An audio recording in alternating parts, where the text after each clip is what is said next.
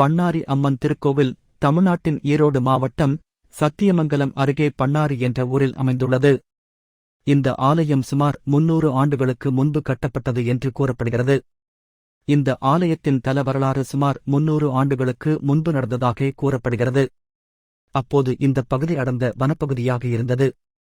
இப்பகுதியில் வற்றாத காட்டாறு ஓடிக்கொண்டே இருக்கும். சுயம்பு மூர்த்தி பண்ணாரி அம்மன் சுயம்புவாக லிங்க வடிவில் வீற்றிருந்து பக்தர்களுக்கு அருள் பாலிக்கிறார். திசை நோக்கம் பொதுவாக அம்மன் ஆலயங்கள் வடக்கு நோக்கி அமைந்திருக்கும். ஆனால் இந்த ஆலயம் தெற்கு நோக்கி உள்ளது.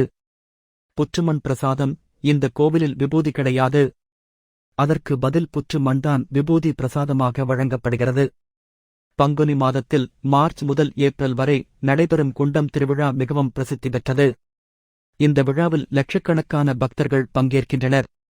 கோவில் தினமும் காலை 5:30 மணி முதல் இரவு 9 மணி வரை திறந்திருக்கும். பண்ணாரி அம்மன் கோவில் சத்தியமங்கலம் அருகே பண்ணாரி என்ற ஊரில் தேசிய நெடுஞ்சாலை எண் 29 அமைந்துள்ளது.